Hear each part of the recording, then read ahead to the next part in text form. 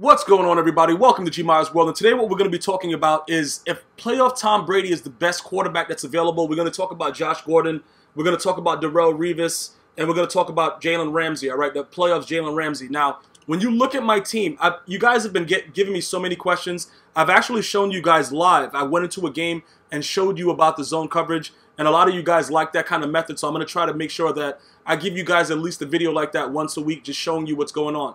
Now, let me explain to you what's going on with this whole Tom Brady situation, right? We already saw what Tom Brady did to the Titans, last night in the playoffs. Everybody expected that. But Tom Brady is a different animal in this game. Let me just explain to you why.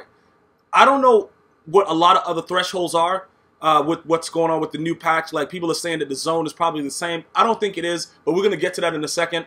But when you look at the mid and the short throw of Tom Brady, I think that that's what makes him the most accurate. Okay, now Mariota as a quarterback in this game, I've shown you guys a lot, and a lot of people are running around with him. They think it's cool. That's all great, right? But you're going to get a lot more inaccurate throws with him because he's under the 90, and I don't know why that is. Because earlier in the year, when I played with Devin Wade a little bit.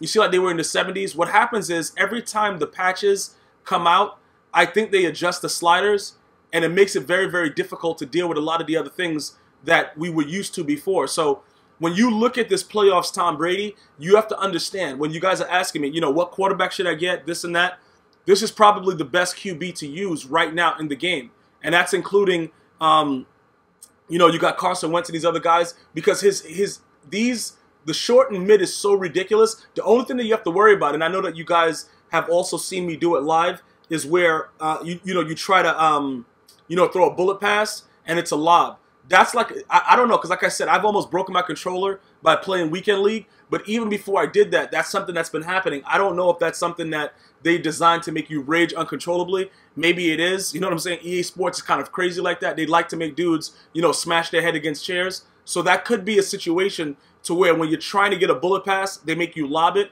and cost you the game.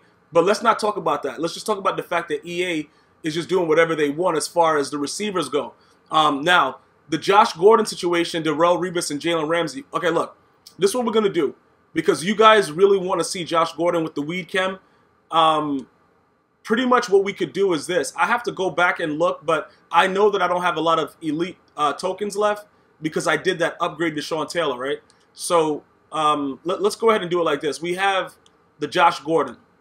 All right, so let's go ahead and let's look at him and see how he compares. All right, they have him for like 375, right? All right, what is that? Okay, so 375 is the bid. So 379 is what he's doing right now. All right, let's compare him to, where is it? Okay, where is he? Okay, this guy right here. Because Michael Irvin has the crack chem, and then this guy has the weed chem. When you look at it, okay, release 92, route 87, that's just a catching traffic, jump. See, jump and all that stuff don't matter. They're going to jump anyway when you try to throw a rack catch. The only issue is that I'm trying to figure out right now, 92 Excel with a 93 speed. How does he compare with everything else, though? Okay, pass block is 52, so he's better there. Run block is 56. So Michael Irvin with the crack cam is technically better. So when you guys are asking me, what about Josh Gordon? It looks like it's just the name. And for some reason, he's actually been better. Irvin has actually been better over the last couple games. I'm trying to look. Where's the impact block at? Where's impact? Impact block. Where is it? Impact? There it goes. 54. All right, so look. Michael Irvin is all around just better, and he has that playmaker.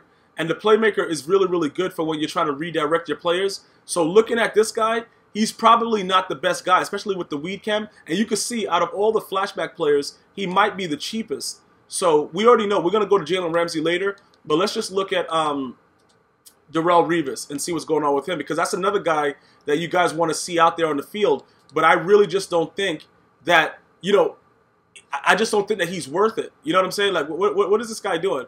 Okay, so he's at 567. So why would you get this card? Unless you like to play man-to-man coverage and get burnt, I don't really know exactly what's going on with this guy. So look, let's compare him, right? No, I buy that. What are you doing?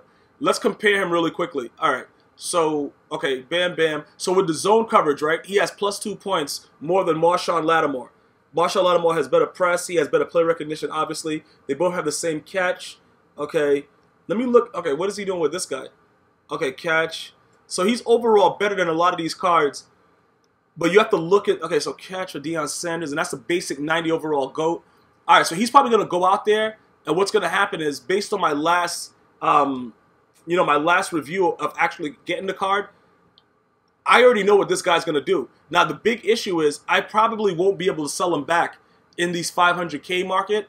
And looking at his zone threshold and everything like that, he's more than likely going to be a bum, okay? And then we got the Jalen Ramsey. Now, Jalen Ramsey is kind of different because we have the center for his set, but we're trying to wait for Leonard Fournette to go down in price. That's the only issue with Jalen Ramsey. But he's also in the 500s. But keep in mind, Team of the Year is coming very soon also. So, I don't know about spending 500,000 coins on these corners. But when you go and you compare him, they made him a lot faster. They made him a lot, they gave him a lot of fortitude, pretty much, of what's going on. But even with the way that this works, Marshawn Lattimore, other than his zone coverage, and like I said, if you wanted to boost Marshawn Lattimore's zone coverage for any reason, you could get a Tyrann Mathieu and see what goes on with that. But I don't think the zone threshold really matters. And I showed it in my full video when I asked you guys yesterday, how do you think that zone coverage really matters? And you saw it like full depth. I didn't hide anything. I showed you guys a full video, went into a game and just showed you what's going on. I don't really think the zone coverage meta is the same.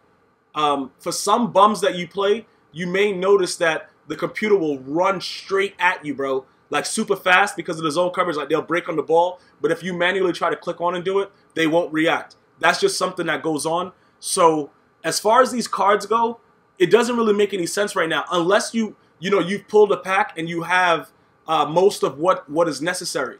And what I mean is, like, when you go to these premium packs, you can actually pull the playoff guys.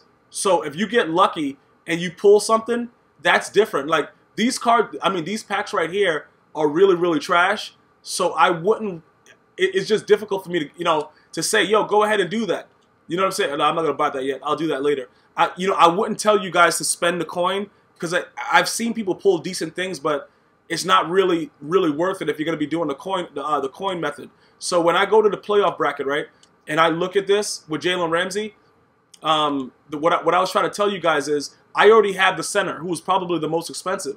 It's Leonard Fournette that's in the 200s. That's being ridiculous. Like, I'm not spending that kind of coin on Leonard Fournette, obviously, because he's garbage. Like, we're not going to run around. Okay, what is it, 220? See, he's down to 220 right now.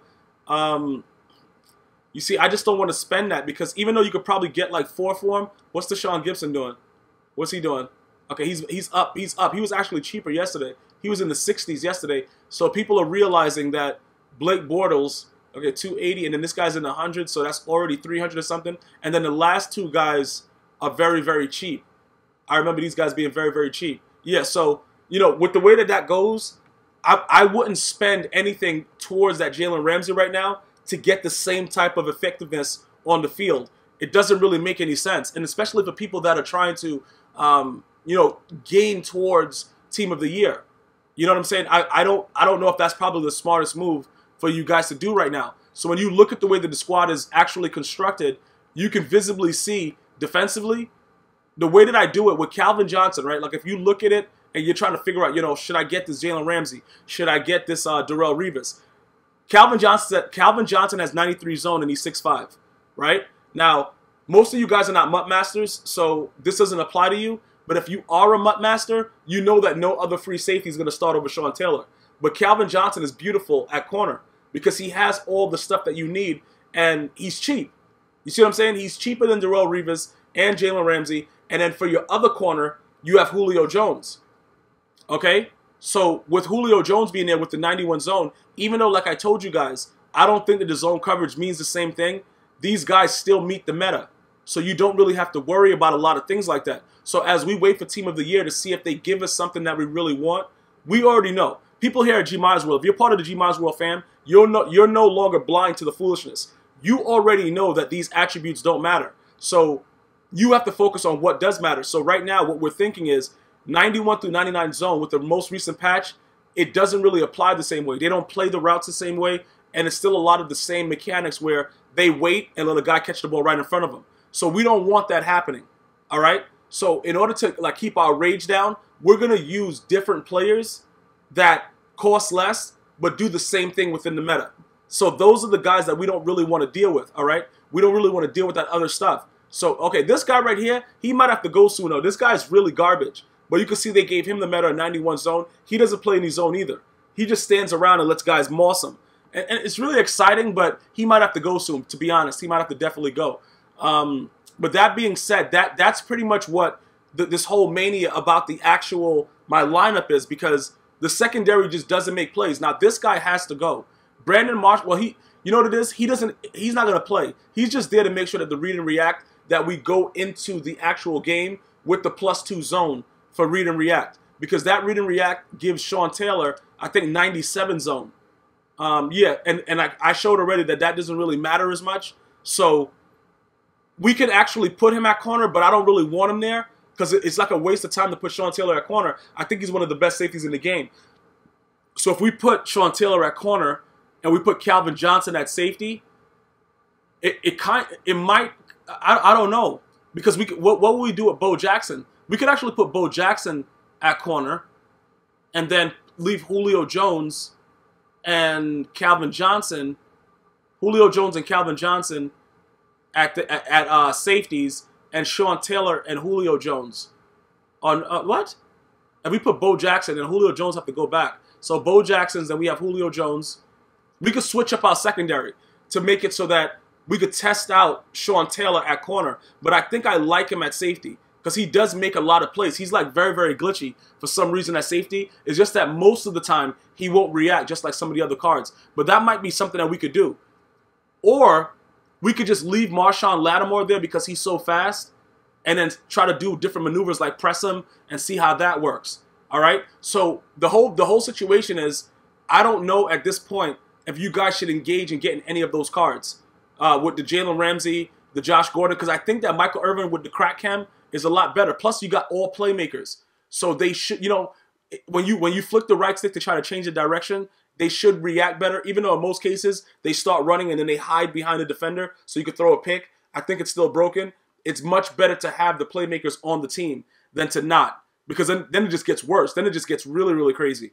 All right? So all in all, you should really have Tom Brady on your squad right now if you're trying to make accurate throws, but you're not the only person that, you know, throws lob balls when you're holding a bullet. That's just the way the game is. They're doing whatever they want. It's very, very weird. It doesn't make sense, but that's what it is. All right? So that's pretty much where we are right now. I'm going to let you guys know more information about Team of the Year in the next coming days and what you guys should expect with it.